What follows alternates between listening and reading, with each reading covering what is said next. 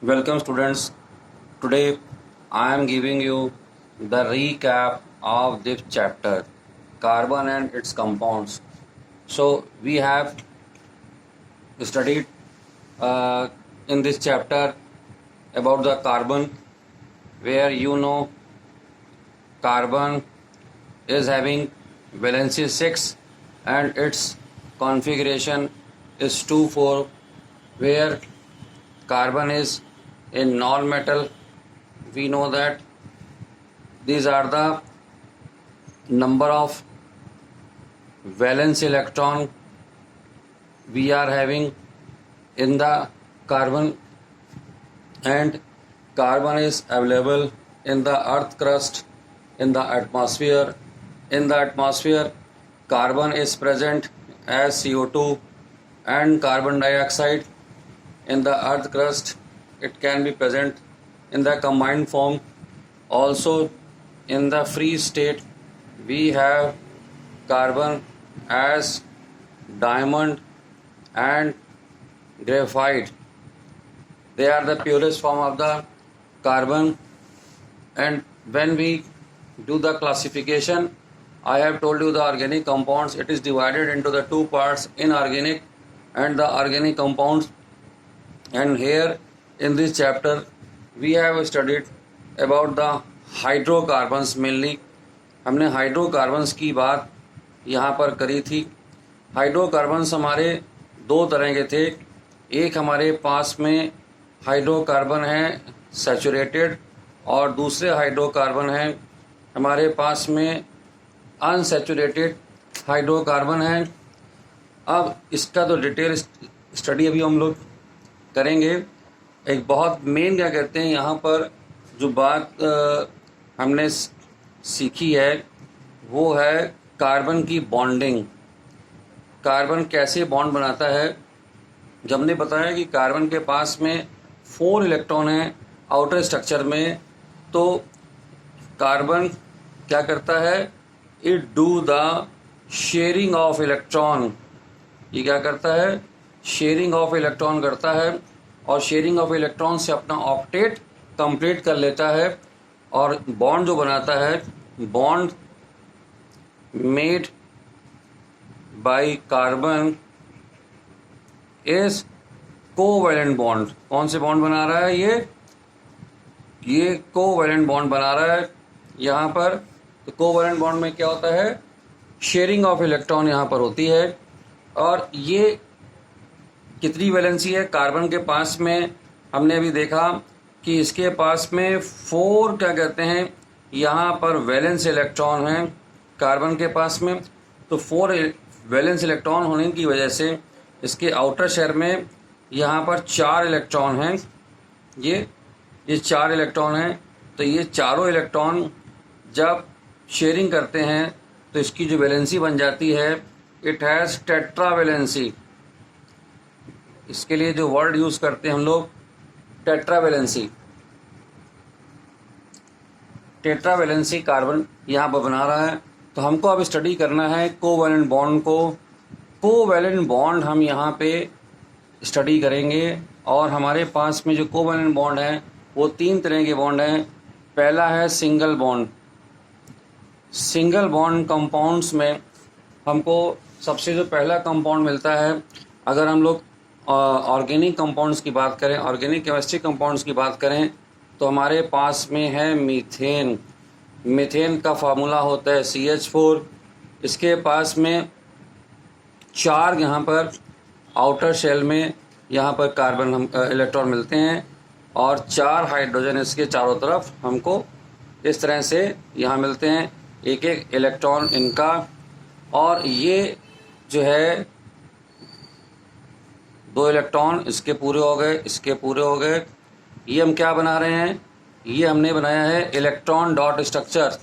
याद रखिएगा इसको क्या बोलते हैं, इलेक्ट्रॉन डॉट स्ट्रक्चर. आपसे पूछा जाए तो आपको ये बनाना है, और इसी को जब बॉन्ड में शो करना होता है तो ये सिंपल स्ट्रेट लाइन हम यहाँ पे बना देते हैं. और ये 8 इलेक्ट्रॉन यहाँ पर कार्बन को मिल जाते हैं इसका ऑक्टेट पूरा करने के लिए। तो अब यहाँ हम देख रहे हैं कि इसकी जो है कोवेलेंट बॉन्ड बन गए हैं, और कोवेलेंट बॉन्ड से बनने वाली जो वैलेंसी होती है उसको हम लोग कोवेलेंसी बोलते हैं। अगर हम कार्बन की यहाँ पर कोवेलेंसी की बात करें तो इसकी कोवेलेंसी भी यहाँ पर 4 कही जाएगी। अब ये सिंगल बॉन्ड जो हैं हमको इनऑर्गेनिक कंपाउंड्स में भी मिलते हैं। हम वाटर में भी क्या कहते हैं, इन बॉन्ड्स को देख सकते हैं।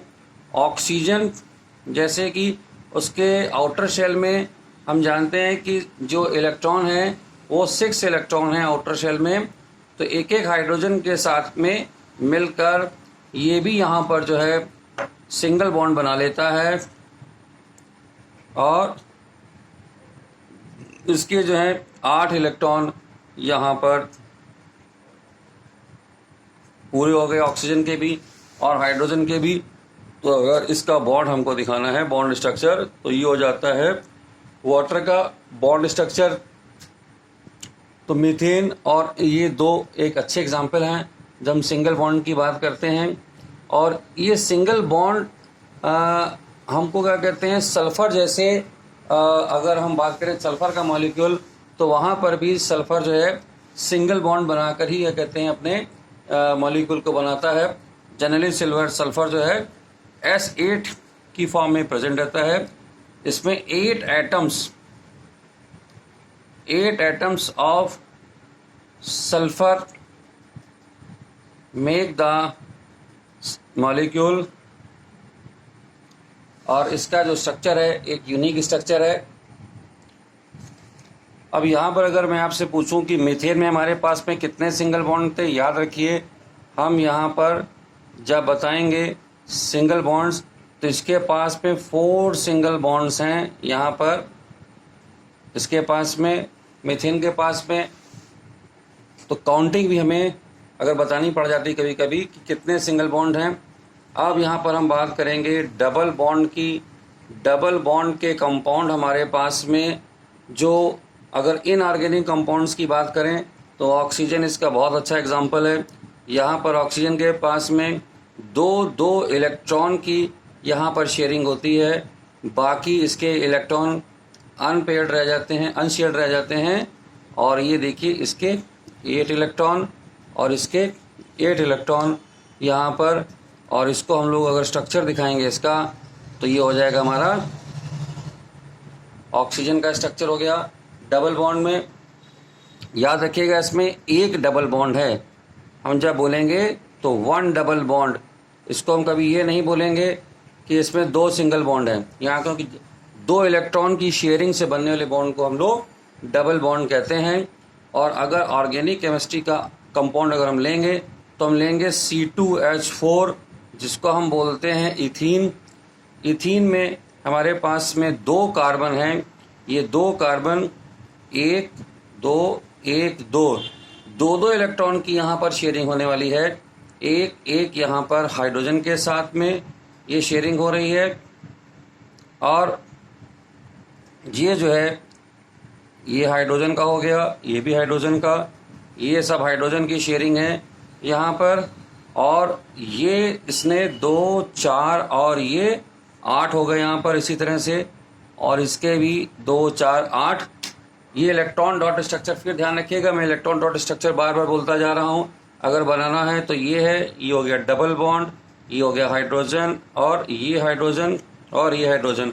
तो यहाँ पर एक डबल बॉन्ड है, 1 2 3 4 सिंगल बॉन्ड्स हैं। तो यहाँ पर अगर हम बात करें डबल बॉन्ड हमारे पास में एक है इसमें, और सिंगल बॉन्ड हमारे पास में 1 2 3 4 सिंगल बॉन्ड है यहाँ पर। इसी तरह से ट्रिपल बॉन्ड जो है ये भी कोवेलेंट बॉन्ड एक बनता है। अगर इनऑर्गेनिक की बात करें तो नाइट्रोजन के पास में 5 इलेक्ट्रॉन है इसके आउटर शेल में, ये इस तरह से 3 इलेक्ट्रॉन की शेयरिंग करता है, और ये हो गए इसके 8 इलेक्ट्रॉन, और ये नाइट्रोजन का कंपाउंड बन गया। और यहाँ पर अगर बॉन्ड दिखाना है हमने तो ये नाइट्रोजन का ट्रिपल बॉन्ड। और ऑर्गेनिक कंपाउंड हम अगर यहाँ पर जो लेंगे तो लेंगे C2H2, जिसको हम कहते हैं इथाइन। कार्बन ने यहाँ पर 1 2 3 1 2 3 3 इलेक्ट्रॉन की शेयरिंग करी, एक इलेक्ट्रॉन इसका बचा जो ये हाइड्रोजन के साथ में शेयरिंग करके बनाता है। तो इसके 8 क्या कहते हैं इलेक्ट्रॉन इस तरह से पूरे हो गए और ये हाइड्रोजन के पूरे हो गए। और यहाँ से हमारा ये जो कंपाउंड बना 1 2 3। मैं फिर आपको याद दिला दूं, ये 3 सिंगल बॉन्ड नहीं है, ये एक ट्रिपल बॉन्ड है क्योंकि 3 इलेक्ट्रॉन की आपस में शेयरिंग हुई है। तो यहाँ पर जो ट्रिपल बॉन्ड है वो कितना है 1। और यहाँ पर अगर सिंगल बॉन्ड की हम बात करें, कितने सिंगल बॉन्ड हमारे पास में है 1 और 2 सिंगल बॉन्ड है। ये स्टूडेंट्स, अब हम बात करेंगे characteristics of the covalent compounds, क्या क्या इसकी प्रॉपर्टीज़ हैं। ये मॉलिक्यूल से बनकर बनते हैं, इसमें आयंस नहीं होते हैं और जनरली ये क्या हैं लिक्विड्स होते हैं। एक्सेप्शन इसका क्या है ग्लूकोज और यूरिया जैसे कंपाउंड। और कोवेलेंट कंपाउंड्स वाटर में इनसॉल्युबल होते हैं। ये नॉन पोलर कंपाउंड्स हैं। लो एमपी और बीपी मेल्टिंग पॉइंट और बॉइलिंग पॉइंट इसका लो होता है और ये इलेक्ट्रिसिटी को कंडक्ट नहीं करते हैं। ये प्रॉपर्टीज़ हो गई हमारी कोवेलेंट कंपाउंड्स की।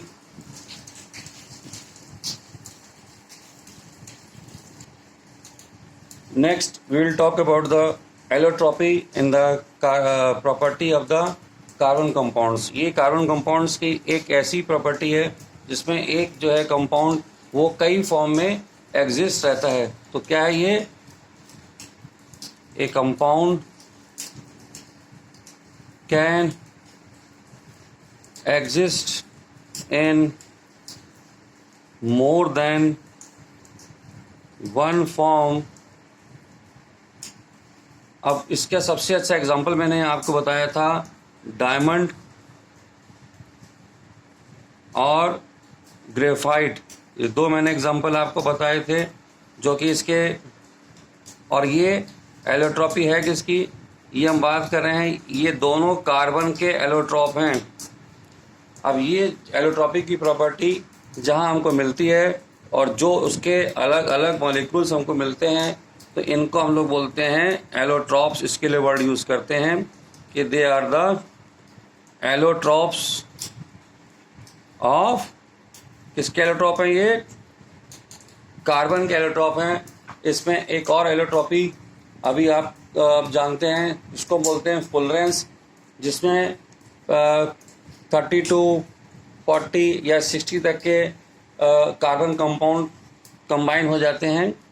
अच्छा, अब इसके बाद में आता है कि जो डायमंड है इसका ये कैसा होता है।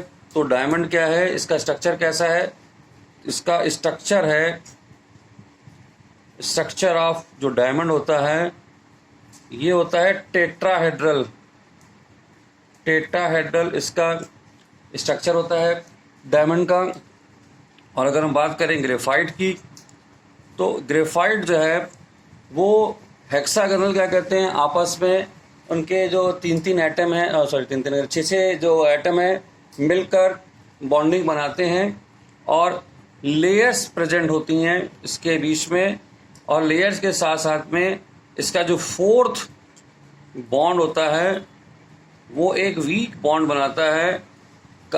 ग्रेफाइट वही बॉन्ड इसकी जो एक प्रॉपर्टी है ग्रेफाइट की, ये कंडक्ट कर सकता है, इसके लिए रिस्पॉन्सिबल होता है। ये एक वीक बॉन्ड होता है। तो ग्रेफाइट के मैंने बताया कि 3 तो रेगुलर इसके कोवैलेंट बॉन्ड बनते हैं और चौथा जो है ये एक वीक बॉन्ड बनाता है जो कि आसानी से ब्रेक होकर फ्री इलेक्ट्रॉन दे देता है, जिसकी वजह से ये कंडक्टिविटी करता है। अब हम बात करेंगे प्रॉपर्टीज ऑफ डायमंड की। डायमंड कौन कौन सी प्रॉपर्टी शो करता है, इसका जो है हाई रिफ्रैक्टिव इंडेक्स होता है, प्रॉपर्टी नंबर 1। ये क्या है, हार्डेस्ट सब्सटेंस है। हार्डेस्ट सब्सटेंस है तो बहुत से ऐसे सब्सटेंसेस हैं जहाँ पर इसको एज ए कटर यूज़ किया जाता है। इसकी डेंसिटी भी हाई है, हाई डेंसिटी रखता है ये, अप्रॉक्सीमेटली 3.5 इसकी डेंसिटी है। और ये कंडक्ट नहीं करता है, नॉट कंडक्ट इलेक्ट्रिसिटी, ये इलेक्ट्रिसिटी को कंडक्ट नहीं करता है, इसको याद रखना चाहिए, ठीक है। और बर्निंग पर हमें कहते हैं ये क्या देता है, केवल CO2। अगर हम बर्निंग कराते हैं इट गिव्स ओनली CO2, वहाँ पर हमको ऐश नहीं मिलती है। तो ये हो गया इसकी प्रॉपर्टी। यूज़ क्या करते हैं, कटिंग के पर्पज़ के लिए, ज्वेलरी के पर्पज़ के लिए, ग्राइंडिंग के लिए इसको यूज़ किया जाता है। अगर हम बात करें अब प्रॉपर्टी की ग्रेफाइट के लिए, तो ग्रेफाइट सबसे ज़्यादा आपको अच्छा ये है क्या, ये एक स्लिपरी सब्सटेंस है, स्लिपरी होता है, थोड़ा लश्यर भी होती है इस सब्सटेंस के अंदर, और ग्रेइश कलर का ये सब्सटेंस है। यहाँ पर ग्रेइश कलर है इसके पास में, लश्यर भी है, सॉफ्ट होता है, ये सॉफ्ट सब्सटेंस है, ये सोपी टच हमने आपको बताया इसके अंदर है, लाइटर है ये डायमंड से, और इसकी सबसे बड़ी जो क्वालिटी है, इट कैन कंडक्ट इलेक्ट्रिसिटी। अपनी इसी प्रॉपर्टी की वजह से ग्रेफाइट के इलेक्ट्रोड्स यूज़ किए जाते हैं जहां पर हमको इलेक्ट्रिकल कंडक्शन करवाना होता है। ये भी बर्निंग पर हमें जो है क्या देगा, it gives CO2, carbon dioxide देता है ये, क्योंकि ये ग्रेफाइट और डायमंड जो है वो प्योर सब्सटेंसेस हैं, इसलिए हमको इस तरह से ये चीज़ें मिलती हैं, केवल CO2। अब बात करेंगे हम लोग वर्सेटाइल नेचर ऑफ कार्बन की। Carbon can make lakhs of the compound. ये जो इसकी वर्सेटाइल नेचर है, इसके लिए रिस्पॉन्सिबल कौन है, इसकी दो मेन प्रॉपर्टी हैं। कैटानेशन, कैटानेशन इसकी ये प्रॉपर्टी है कि it can make large chain, लंबी चेन बना सकता है। ये कैटानेशन की प्रॉपर्टी की वजह से ऐसा होता है। लार्ज चेन या ब्रांच्ड, ये ब्रांचिंग भी कर लेता है, ब्रांच चेन वाले कंपाउंड भी दे देता है हमको, और इसके साथ में ये हमको रिंग्स वाले कंपाउंड भी दे देता है। तो it can make large chain, it can make branch chain and even rings of carbon. तो इस तरह की कई जो है ये चीज़ें कर सकता है। तो लार्ज चेन में हमने आपको बताया कि ये 1 2 ये इसकी लार्ज चेन है। यहाँ मैंने आपको पहले ही बता रखा है, अगर कुछ नहीं लिख रहे हैं इसका मतलब है ये सब हाइड्रोजन है।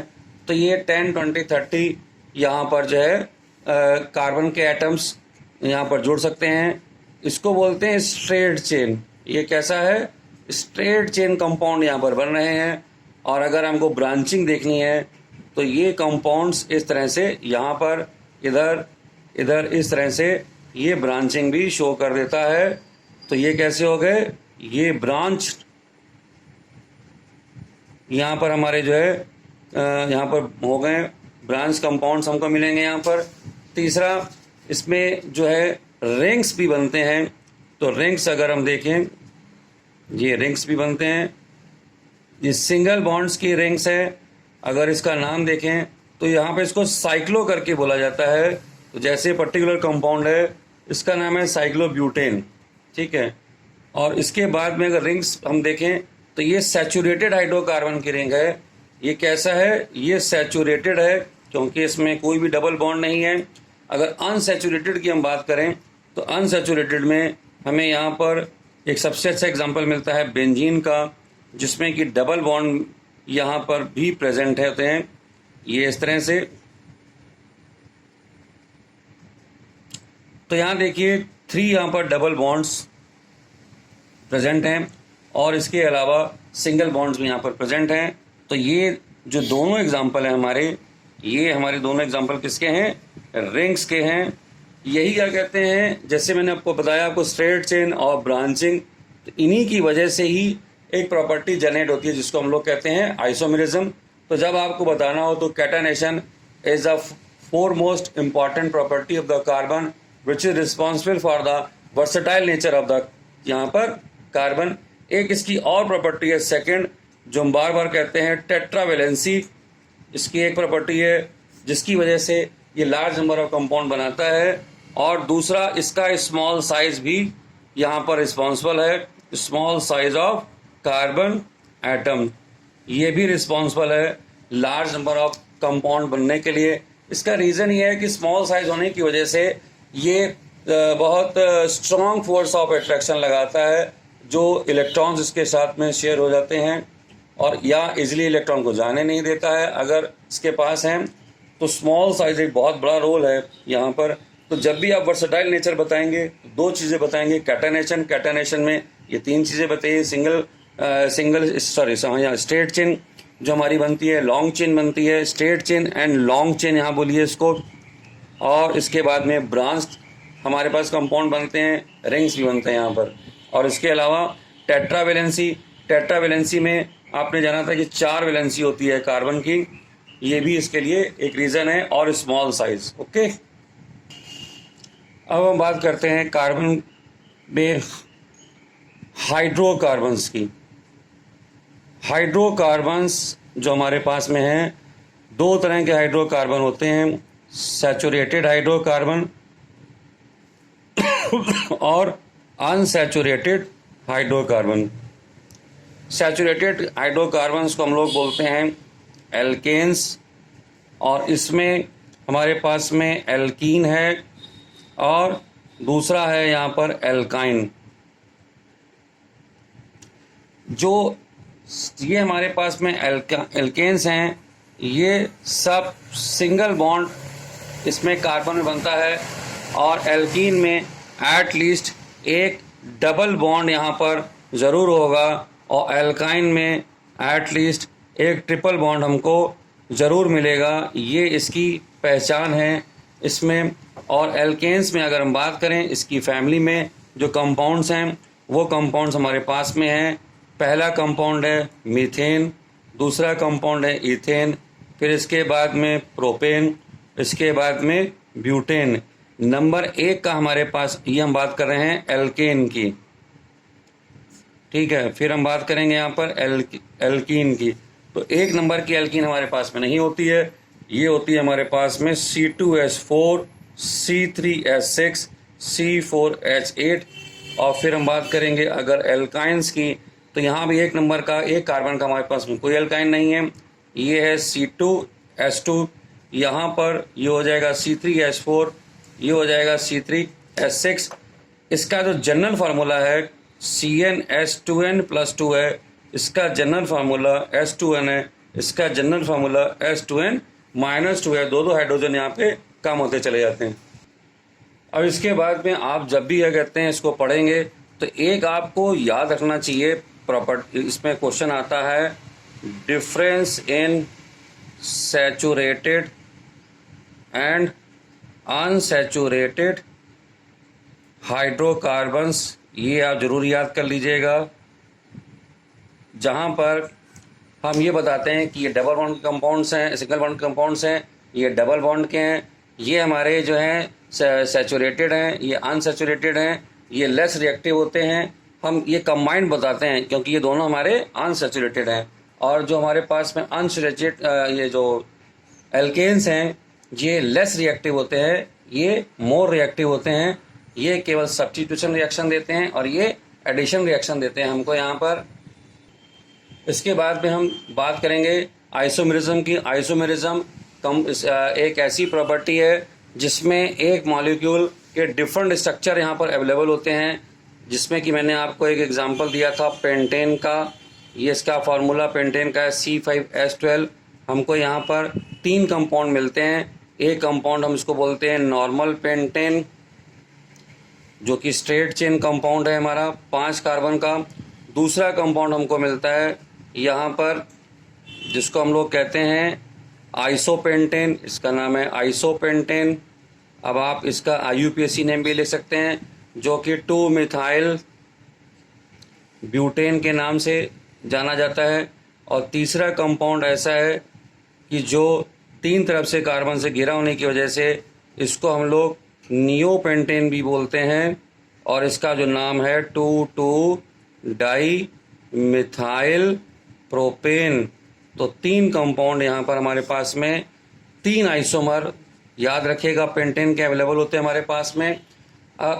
ब्यूटेन के लिए अगर हम बात करें तो हमारे पास में 2 ही होते हैं। नेक्स्ट हमारा जो टॉपिक है वो है फंक्शनल ग्रुप्स, ये जानना बहुत ज़रूरी है। अब जैसे हमारे पास में अगर हम बात करें, पहला फंक्शनल ग्रुप हमारे पास में है अल्कोहल, जिसको कि OH से रिप्रेजेंट करते हैं। दूसरा हमारे पास में है एल्डिहाइड, जिसको हम लोग रिप्रेजेंट करते हैं CHO से। फिर हमारे पास में है कार्बोक्सिलिक एसिड, जिसको रिप्रेजेंट करते हैं COOH। अगर इसको बनाया जाए तो ये कंपाउंड कैसे बनता है, ये ग्रुप को कैसे शो करते हैं, ये कार्बोक्सिलिक। हमको मेन 3 यही यहाँ पर स्टडी करने हैं अभी क्लास 10th में, जिस पे ज़्यादा फोकस करना है। और जनरली कैसे इसको रिप्रेजेंट करते हैं, इसको जनरली रिप्रेजेंट करते हैं ROH से, इसको रिप्रेजेंट करते हैं RCHO से। अगर इसको रिप्रेजेंट करना हो तो RCOOH से रिप्रेजेंट करते हैं। R यहाँ पर क्या है हमारे पास में, alkyl group. R alkyl group होता है। एल्किल ग्रुप क्या है, जब एल्केन में से एक हाइड्रोजन निकल जाती है तो हमको एल्किल ग्रुप मिल जाता है। एल्केन में से एक हाइड्रोजन निकली तो बन जाता है एल्किल ग्रुप। अब जैसे फॉर एग्जांपल CH4 है, तो अगर इसमें से एक हाइड्रोजन निकल गई, याद रखिए यहाँ पर एक बॉन्ड फ्री दिखाया जाता है। अगर ये C2H5 है, एक बॉन्ड फ्री दिखाया जाता है, तो इसको बोलते हैं हम लोग मिथाइल। इसको क्या बोलते हैं, इथाइल। अब देखिए इसके नाम कैसे लिखे जाते हैं। हमारे पास में जो एल्केन्स हैं, सबके नाम एल्केन के बेसिस पे ही चलते हैं। एल्केन में हमारे जो पहली एल्केन है, इसको हम बोलते हैं मीथेन।